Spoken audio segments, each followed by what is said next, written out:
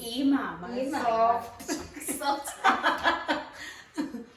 Hi guys, welcome to my YouTube channel. For those who are new here, my name is Nolu Kumalo, and for those who are returning, welcome back. So today I thought we should discuss a very important topic. That's why I have Tsulu over here. A topic that a lot of people actually take for granted, which is the real cost of being a mother. So I decided to bring Tsulu over here because I wanted us to look at it from two different perspectives. Tsulu is a single parent, and mostly guys. Yes. I have a husband.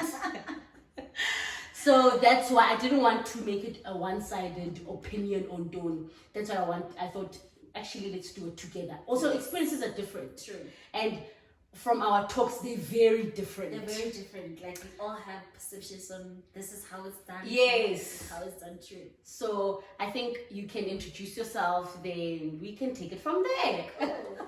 Well, thank you so much, Nolu, for inviting me. Well, I am Tsulu, and I am a proud single mother of two beautiful girls in this whole wide world. Actually, wait, I've noticed every time you introduce yourself in any setting, True. you mention that I'm a mother of two beautiful girls all the damn And I never time. forget to say beautiful girls in the world. Yes. I know there are other kids who are beautiful, but Abako girl. I kid you not. They're the most beautiful girls ever. So yes, man, let's do this. Yes. How is life in the real world? Yes. So, okay, let's start here. Did you give birth in a private or public hospital? And was there a reason for it? Because I gave birth at a private hospital, and I actually was saved by SLU's medical aid. So at that time, I had cancelled my medical aid because, you know, in life you feel like I want to save and whatnot. Medical aid is deducting a lot. Yes. Yeah, and I don't get sick, so I'm removing a medical aid. True. Then I cancelled it. Then Saved by the Bell, Kanti SLU has one. Yes, and I'm on that one without my knowledge. Is it? Hey guys. Yeah. And then I Okay, to the right, you guys say. Okay, to the right. Okay, to the right, I kid you not. So I had the privilege of giving birth at a private hospital, and I'm sure our experiences are different because then the doctor or someone like you feel like I actually paid to be here. Yeah. Even the way they would speak to me, what they would do, because immediately after I gave birth, I remember they took the child away. And I slept alone for that day, and they just came to ask for nappies, clothes, and whatnot. And they cleaned the child for me. But it was hectic because I then tested positive for COVID. And I remember, and you just started. Then they moved me away from other mothers and whatnot. And I felt like, guys, I can't be here. Then I was like, just discharge me. If the child is fine, if the tests are okay, I want to go home. So I want you to tell me your private, your public hospital story, and is there a reason why? Public. Well, basically for me, to be quite honest with you, the child was pretty much unplanned. Okay. Aren't they always? And they always. The child was pretty much unplanned, and by then I had just finished varsity, like just doing my internship at first agency. It was like global agency, and oh my god, like I'm pregnant. What am I going to do? Like I'm not ready. And then it's like, okay, fine. I'm like trying to come to terms with it. Okay, fine. Have my regular checkups at the clinic, and mind you, the day I went to the clinic, it was the day I gave birth, and it was on my 7-month pregnancy. So it was like late at night, and then I have these weird cramps that I don't understand. I want to go to the bathroom now. I want to climb on the bed with feet. It's like everything just doesn't want to move. Then my partner then, who is the baby daddy, was like, do you want us to go to the hospital? I'm like, no, like the pains are just coming and going. It's like those contractions. It's like they just come and go. It's like, okay. Then I was like, there was a point I was like, let's just go. Do you want me to pack stuff for you? I'm like, do you think I'm going to be admitted? It's like, I mean, it's late at night, so there's a possibility. It's like, okay. Then I get there, it was hospital. And then I get there, and it's like, the baby's on the way. Oh! I'm I'm like, no, I'm 7 months. They're like, yes, the baby's on the way. I'm like, oh my God. And then obviously the service is not always like a pleasant one because you sit on those chairs and then, but you just need a comfy place to sit like this because I can imagine. your buns. But you had like plank stools that you needed to sit on, and mind you, you don't get a bed until they see that the baby's literally here. So they didn't attend to you when you got there? No. So basically, it's just you having to wait until there's a sign that says the baby's right here, because there were too many people by then in the labor ward giving birth, and they didn't have too many beds to accommodate everybody. So hence you needed to wait until it was like, now the baby's coming. So I had to wait to bleed before they could actually attend to me. So when I bled, I was like, okay, Manje, I think it's happening, the baby's coming. And then I get a bed, finally. Now I can just relax and just relax. But then obviously it's like, okay, the water hadn't come out by then. It's like they had to put it like a syringe inside you so they can... Oh, so they broke the water. Yeah, so they broke the water. And I thought I was trying to pee. It's like, it's like, am I peeing the bed? It's like, I want to stand up so I don't pee the bed. It's like, no, it's just what to relax. And it's like, okay, 5 hours later, 6 hours, whatever, like in the morning, it's like, okay, let's wait, push. Well, we're gonna wait for you so that you can push out the baby. It's like, guys, how do I do it?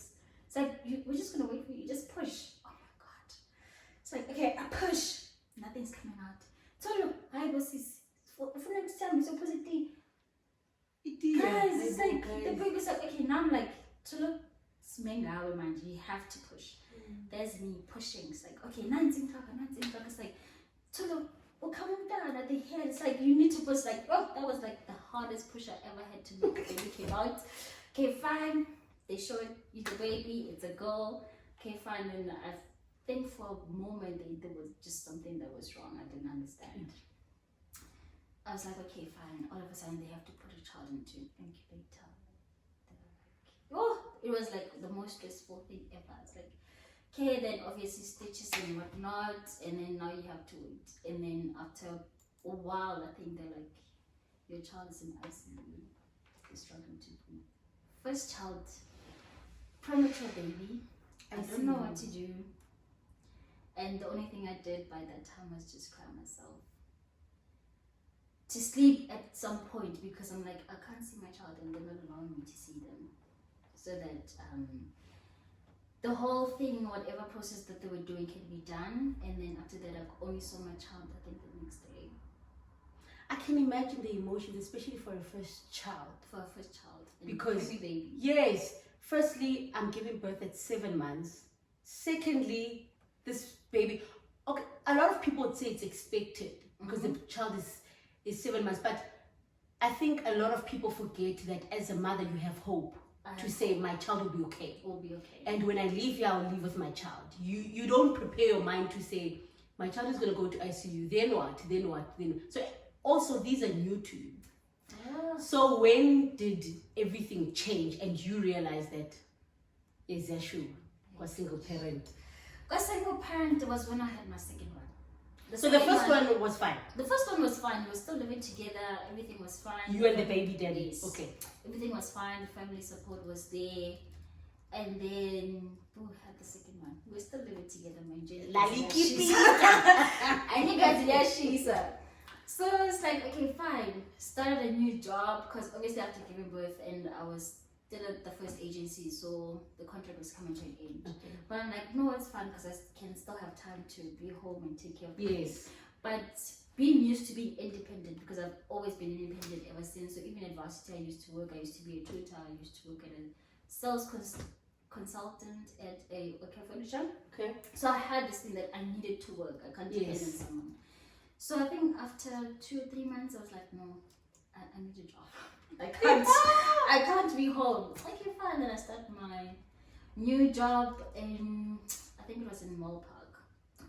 It's a boutique agency. Okay, fine. A few months. Then I start getting these few weird feelings that are quite familiar.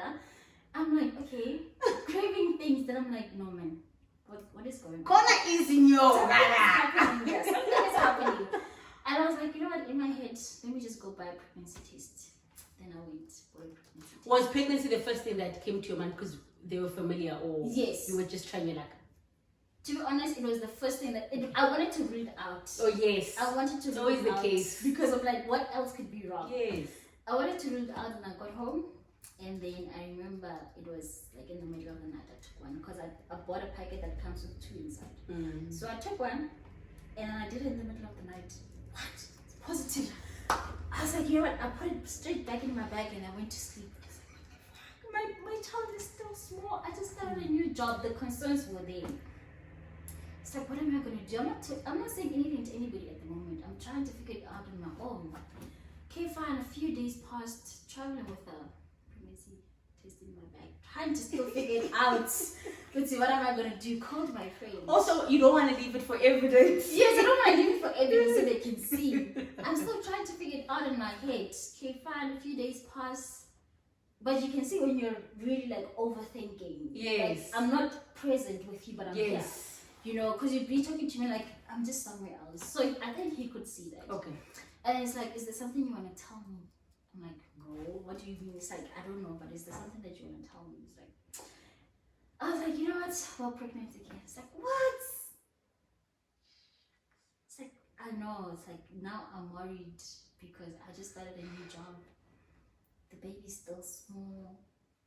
I don't know what to do. I never had an abortion before, and I'm afraid if I do and if I don't have another kid. I love that you brought that up. Yes. Because in reality, we like acting as if you'd never think of abortion and whatnot. And it's something that crosses your mind. Not that you do it, but it's something that, because you saying, you thought about, I just started a new job. Yes. What's going to happen? I just had a baby. Yes. Now I'm having another one. So basically, I'm having indirect twins. Indirect twins. Yes. I was like, oh my God, like, what are we going to do? Because now it's a we situation. What are we going to do? Because this is the circumstances now. It's like, you know what? Because I've never had an abortion ever in my life, and I don't think I want to do it, but it's an option. But I'm not going to do it ever. So we keep the baby. Okay, fine. Kept the baby, and then at work, there was a point where, like, you know, when your hormones do get to you at some point. Yes. You just get tired all of a sudden, and I got to a point where I just quit. Okay. So I just quit my job because when I went to the doctor, they did say that there's a possibility that my child could also be pregnant. Okay. Because they feel as though I'm overworking myself, I'm not resting enough. I'm like, okay. I also think in our industry, we indirectly, not overwork, but we go through a lot of stressful situations. So I can imagine the doctor saying your child is going to be a prem. You're going through a lot of pressure. To avoid that. So now the option is what? Let me just be home so I can take care of myself so that I can have a healthy baby this time around. Because the pressure of having to go to the hospital every day to see a child, it was exhausting because you just gave birth. And yet you still need to be somewhere every day. You are healing as well. I'm still healing in the process. So I was like, I don't want that to happen again. So let me just rest. Because now I'm like, in my mind, I have a partner. Yes. So I know that there'll be food. I won't really need anything. So, okay, fine. I quit my job. And then, a few months later, he also quit. Hi, Bob. Dude. Like, I'm like, my situation, you understand why I have to. Because I'm overworking myself and I'm stressed. And we can't have another pretty baby. You know, it's like he's also unhappy. Oh, dude. But we have a baby coming. At that moment, I'm like, I would just call. Like, I had no other thing. Because I can't even force him to stay. Because he says that he's unhappy. And he wants to start his own thing because he was very good with his hands. Okay. So he wants to start his own thing. So I was like, okay, fine. We'll see how every day goes. We'll just take it day by day. Okay, fine. And then all of a sudden, 6 months in the middle of the night, bleeding. Go to the hospital. We give him birth. I was like, and then obviously they tell you, it's also another public hospital. Okay. And they also tell you that please be mindful of the fact that this one might not live. So just prepare yourself. When they say that, do they counsel you a bit or whatnot? Or they it was not a matter of counsel, it was just be aware that this one might not live. Just like that. And now you have to give birth with that mentality and you just have to pray. I was just about to ask you, so while you're pushing, you just like, God. Father God, you Father need God. to make this. I need you. I need you at this point because you hear other mothers in the side calling the nurse. The nurse is not attending to them, and then there was another lady that just gave birth like by herself. And then now I'm worried, like, is my child gonna live? So okay, fine. And then gave birth, and then another time to also still be traveling to the hospital, and by then he had already zoned out. I don't know from what, but the child would be at the hospital, and then there was no interest in house the child, so I'd have to come home every day to him. So today the child was okay. They did this, they did that. They gave her actually an injection in the head. Just like, oh my God, imagine an injection in the head. And for a newborn, it's For a newborn, and they hold it like this. I was like, can you just be like this at least? So I was like, I even asked him like, are you even interested in our child? Because at this point, I don't know what's happening. I have to be the one telling you that this is what's happening. You don't even initiate the question. Did you sense that he was going to leave when he started No. disconnecting? Okay. It wasn't a matter of he was going to leave. It was a matter of the situation itself. Okay. We're both not working. Okay. And the child is here and another one is at home, so how we do that? For me, I just felt as though he was stressed. Okay. Because now he has to provide for 2 kids. Like, Okay. that, so I didn't even think that there was another person or whatever. It didn't even cross my mind. I was like, okay, fine, gave birth, and in a few months applied for jobs, like, because me, my independent self can't sit home. Yes. Can't sit home. So I applied, and then I remember I got this one, where I am now. I got this one, and damn, it was the best news ever. I kid you not, it was the best news ever. I was like, you know what? Sometimes when God shows up, He shows off. So it's like, now I can breathe. So I didn't even mind the fact that he doesn't work. It was just that at least now one of us is working. Yes. So it wasn't even about the fact that it was just one of us at least is not working. And then, yeah, December holidays, I usually go home to my grands who just passed away recently. So usually just like around December time, went home, usually do that because she's alone there, so that's why we spend the holidays with her. And then, yeah, that's when everything changed. And then, yeah, someone just sent me a text. He actually sent me a text. It was like, I love my kids, just know that I love my kids. That's a vague text. It's a vague text. They are kids. Yeah, what do you mean? What do you mean you love your kids? I know you love them because they're yours. Had he sent a text like that before? No. Okay. So it was a first. So I'm like, okay, what's happening? It's like, then all of a sudden things like, as long as you're happy, you don't care about the other person. Hi, Bo, now I scroll up my text. Did I say something to trigger him to respond in this kind of context? As you're speaking, I'm thinking, we always, especially females, we always think we're in the wrong. Yes. Like, oh, you never think, it's his fault, he must deal with it. We always think, like, look at you scrolling up to see if there's something that triggered. And we're always ready to apologize, to say, yo, sorry again, sorry. I was like, I even asked him directly, like, are you breaking up with me? It's like, no, like, what's this now? Like, what's happening? And then he just kept quiet for a bit, and then, yeah, it's like, okay, now we need to come back. I need to start my new job. I can't come pick you guys up. Okay, why? Because by then I had a car, he had a car, his dad had a car.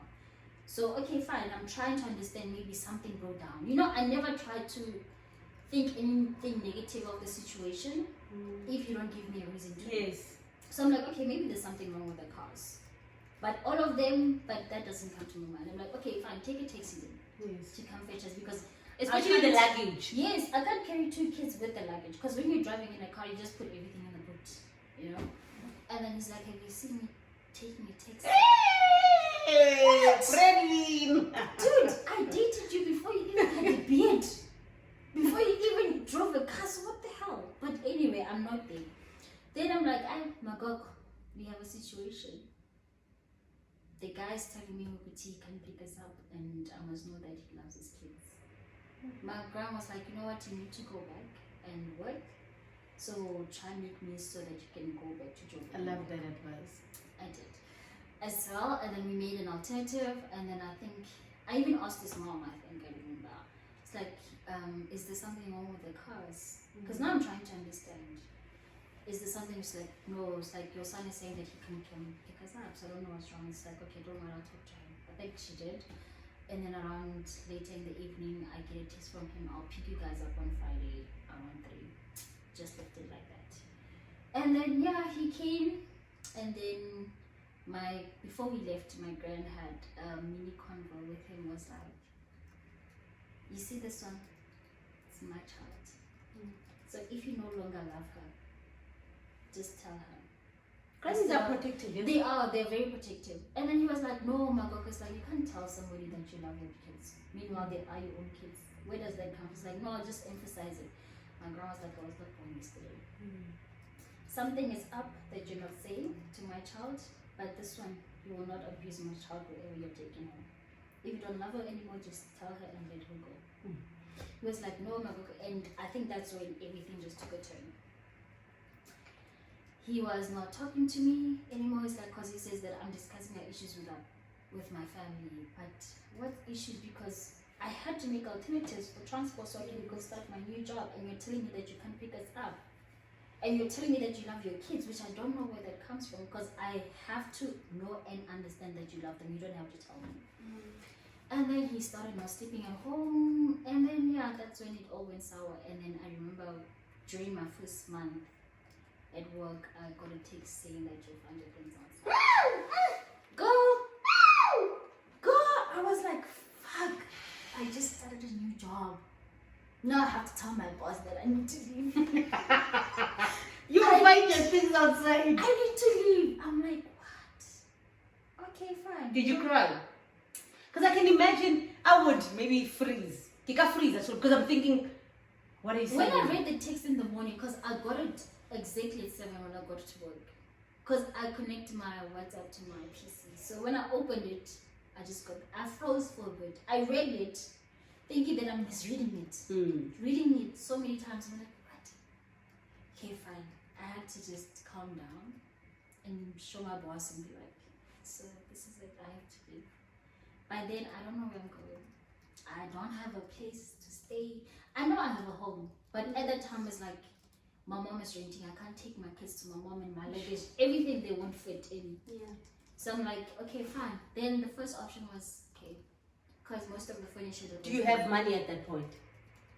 Yes, because I just sold my car. Okay. Because things by that time were not okay. Oh, so you sold your car in order to make ends meet? Yes. Okay. I had sold my car because I had told him that I'm going to look for a place. But I even asked him, if possible, can he go and move in with his girlfriend? Because I had found out that he had a girlfriend. Oh, okay. So I was like, I don't know if maybe it's just a me thing. I don't know if maybe people can resonate to this. Is that when you're in a relationship or with a partner and you're living together, and then the other one starts to step out, they bring negative spirits home. And when the child is still small, it can make the child sick. I can relate. Okay, let me not say I relate to it, but I know it because I know when I had just given birth, for instance, parents control who comes in to the room where the baby is at. And I know that my brother drives, he takes most. And because there's so many people ringing, where the moment he'd walk into the room, the baby would start crying. And my mom would say, go out, we am seemed.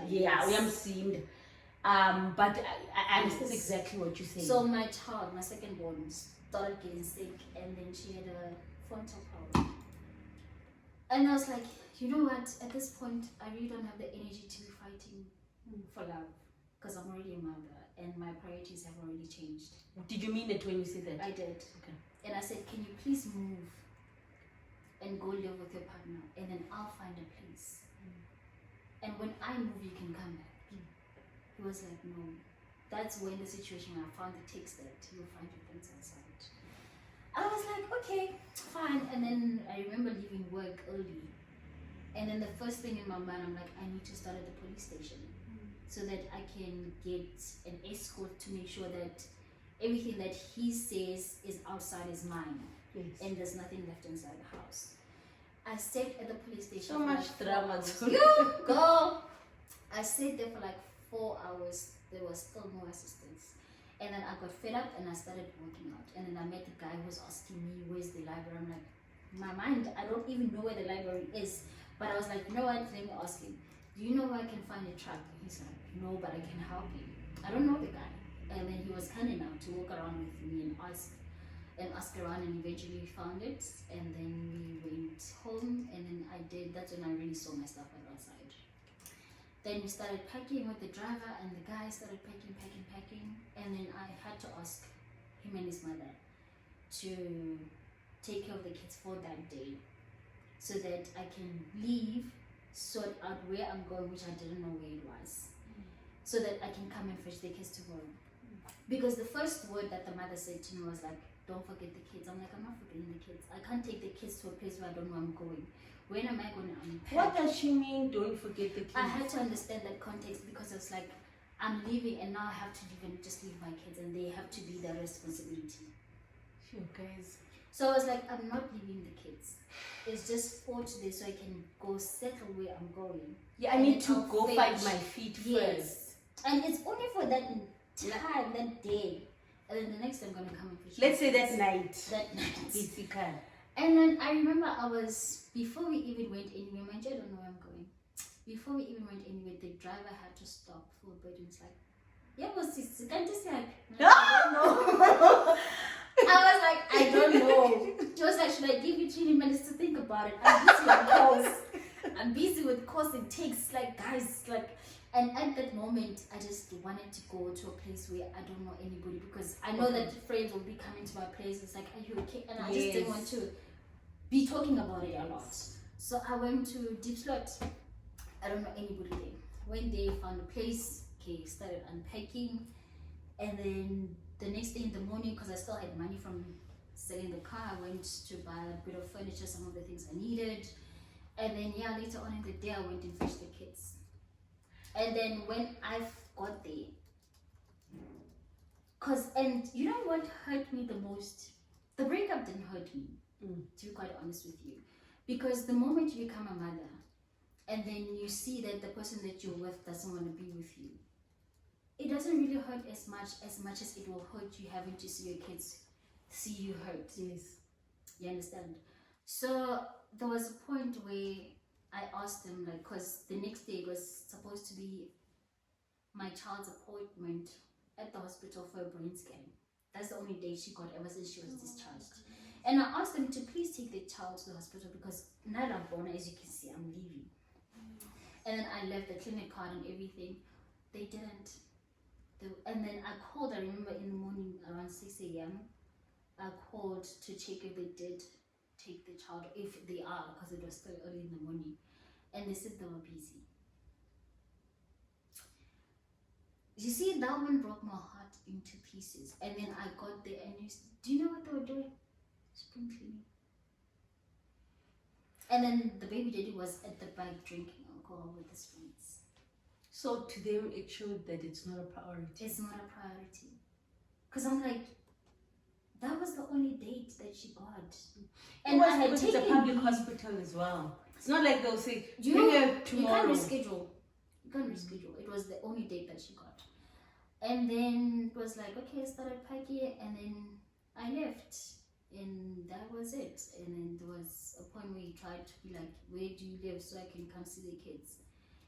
And then I was like, can I settle? I'm not refusing access to the kids. Can I settle where I am?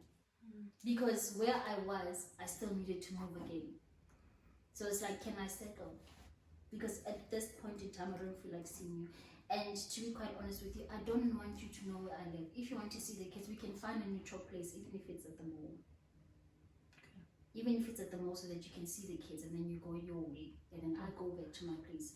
Because I don't want an incident whereby you know where I live, and all of a sudden, all the time you're at the kids. You feel entitled. You feel entitled because they're your kids. And then there was lockdown. It's like, obviously people are not traveling, people are not going anywhere. It's like, I want to see my kids. I'm like, I will do it. There's COVID, and I don't know COVID, and I'm afraid of it, and I'm afraid for my kids, and my kids are very sickly at the time. So he's like, I'm refusing him access and whatnot. I'm like, I'm not refusing you access. At this time, was he supporting the kids? There was a point where he only sent money, and by that time I didn't even know it was him. There was a point I got like 1,000 rand deposit. Is that? And it didn't even tell obviously it was from who, because remember we were living together. We didn't send money to each other. Yes. So it was just, you don't know who it's I don't know where it's coming from. Is 1,000 rand enough for 2 kids? Nothing. I don't even think it's enough for one, dude. Because I buy, it's a Pampers in Mm-hmm. ne? And that's 400 rand. Mm-hmm. And Zani uses formula, Mm-hmm. and in a month he drinks 2 to 3 of those big tins, which is 400 and something. Girl. One tin. So if 400 must, I'm not even breastfeeding. so that's where I'm going to, because then it means that you just gave me money for our Pampers Nobis. What are they gonna eat? And then I was like, and then for the whole year, that was the last time I spoke to him. And then he kind of threatened me, which he's gonna come to my workplace with the police. And I had to be very open and honest with my bosses and colleagues to be like, this is what he says. So I don't know if he's going to come or not, but just in case. Yeah, so because that the only place that he knows is my workplace, not where I live. He never came. And then there was a point where he also called saying that, what did he say? He went to court, so the court wants my address. I just said to him, tell the court to call me. Because I don't understand what court it is that allow you to call me to ask for my address. Because the court should call you. Because you're the one I know who wants my address. So tell the court or the representative at the court to call me. Then I'll give them my address, not you. And then he was like, you know what? If you want me to support the kids and you want the cash for the kids, you will have to see me so I can give it to you cash. I'm like, bruh. Do you think he wanted you back then? Because by then, to be quite honest with you, I found out that he had someone and he had already made someone pregnant. So he was already expecting a child, or they had already given birth, I don't know, because I was never really too interested in that. I was too focused on my kids. So it wasn't really about the fact that he wanted me back. It was about a matter of, I can't really even say, because I can't be in his mind and try to think, because I don't even have a reason. I don't know why. To be honest with you, I can't even speak on his behalf. I don't know why. But yeah, it just happened that at some point we stopped communicating at all. So now he's not giving you. He's not taking care of his kids. There was a point in time where he did try to reach out, and then he was like, he wants to see access. He wants access to his kids, and I never said no. And you can see, because it's like, okay, my mom wants to say, I'm like, dude, allow the kids to get to know you first. Yes. Your mother's not the father of these kids. Yes. Because it's like, and then he went to a point where he was like, and then he got to a point where he was like, if my mother doesn't see the kids, then I won't see the kids. I won't support them. Then I was like, it's fine. And that was the last of our communication. So luckily for me, I still have a good relationship with one of the family members, who's his brother, who always checked up on the kids even way before, even still now. He's like, where are the kids? How are they doing? So yeah, he made his choice that he doesn't want to be a part of his kid's life, and he's with someone who has 2 kids, and they have another one, which is like a 3rd one, I think. That they have. So it's like, yeah, I made peace with it, to be quite honest with you. It's not something that you can easily forget. Yes. Because now my kids are at a stage where's dad? And I don't know where's dad, to be quite honest with you. I don't know where he is, because I don't talk to him. He doesn't talk to me. So it's one of those topics that I just kind of brush off a bit. So, with you being a single parent, how much do you typically spend on the girls? A rough estimate. So from let me make an example. In a month, we need to put aside 2.5 for food. And for things like, maybe if Zani needs food, shoes, or a jersey or something like that. This does not include the medical aid. We pay 5,000 rand for the medical aid. Yeah? And going back to the first question about a public hospital and a private hospital, I slept one night. I arrived, I gave birth about 10. The morning around 12, I left. I think we paid 86,000 something. I just want us to give people a picture that a child is not cheap. It's not cheap. A lot goes into a child. It does. Whether you are a single parent, whether you have a partner. Of course, when you have a partner, it's better because it's shared responsibility. And you can say, okay, you take care of the medical aid and I'll take care. And we always want the smaller costs of the other stuff. Yes. That's why I'm asking you, how much do you typically spend on the girls in a month? To be quite honest with you, I never really keep count. Okay. That's an honest answer. I never really keep count because whenever I'm at the mall, Mother's guilt. whenever I'm at the mall and I see a nice pair of shoe or a nice pair of tracksuits, I need to buy. Yes. And I'm not only buying for one, I'm buying for two. Yes. And if I don't see a pair with a different size, I leave it. Yes. But then it needs to be the same because They're twins. They're twins. Indirectly so. They're twins. So I can't buy one. I need to always buy two. So luckily I do have an account, which helps a lot. That sometimes like winter now, which is an expense as well. it's an expense because you had to take an account which will supplement mali to buy clothes. At least you know, I'll go to Woolworths and I'll buy and I'll pay it at the end of the month. You see, and it helps a lot. Yeah. Because like every now and then I'll be like, I feel like they don't have enough shoes and they have a lot. And you shouldn't, they have a lot. Because every time I go to the mall, I always see something and I always want to buy it. Yes. If ever there's another size for the other one, I'm always going to buy it. I never say it next time. Do you think it's better now that Better. or it's worse when it was worse when they were still on formula like me? Do you think, okay, yes, if you had one child, yes, do you think we would be on the same scale? no, I'm worse because of the formula. I think we are balanced.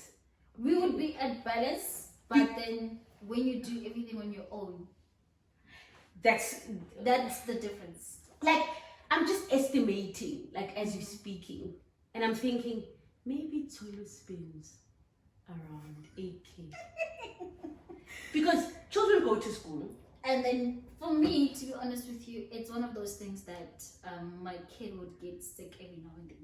And because it's two of them, when the other one gets sick, obviously the other one is just going to get sick. So they need to go to the doctor. So it's just one of those that there's no real amount, but it's an amount that you feel like you always need more money. Yes. Like whatever you have now, you feel like it's not enough. It's not enough. Yes. Because you feel like there's still more that you can do.